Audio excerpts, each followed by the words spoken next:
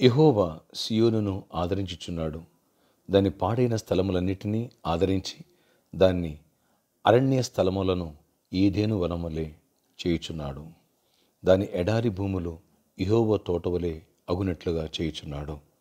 ఆనంద సంతోషములను కృతజ్ఞతాస్తుతియు సంతోషగానమును దానిలో వినబడును. యెషయా 51:3. Praise Jesus. ఈరోజు అక్టోబర్ 1 ట్యూస్డే. Good morning. పాడొకనేస సంఘ బిడ్డలకు, ఆత్మీయులకు, దైవజనులకు, ఇతర రాష్ట్ర ఇతర దేశాల మన ప్రియులందరికీ కృపాక్షేమములు విస్తరించునుగాక. ఫ్రెండ్స్, దేవుడు లాస్ట్ మంత్ అంతా కృపలో కాచి కాపాడి ఈరోజు మరొక నూతన మాసం మన జీవితంలో ప్రవేశపెట్టారు. 2024లో దేవునికి మహిమ కలుగునుగాక. ఈ మాసం మొదలుకొని అంతం వరకు దేవుడు తన కృపలో నిన్ను నన్ను కాచి కాపాడి నిన్ను నన్ను ఆదరిస్తూ ధైర్యపరుస్తూ పాడైన వాటిని బాగు చేసి అరణ్య స్థలములను ఏదైనా వరం వలె చేయుచున్నాడు. వావ్! దాని ఎడారి భూములు యెహోవా తోట వలెగునట్లుగా చేయుచున్నాడు.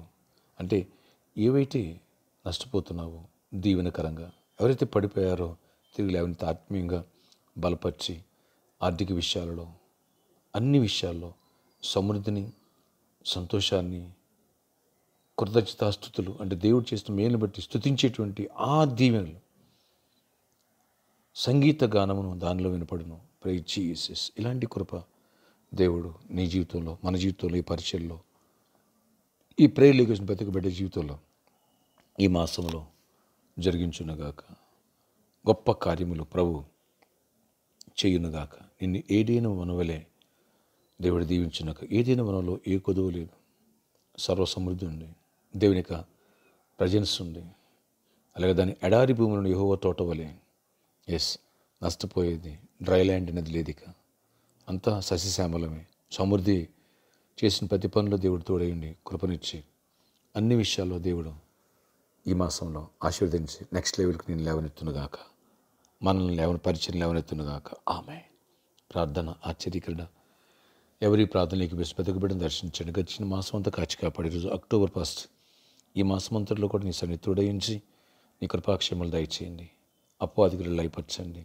యెహోవా సీయోనును ఆదరించున్నాడు అన్నావు. పాడిన స్థలాలన్నింటి కూడా నష్టపోయి నిన్ను తిరిగిస్తానంటున్నావు.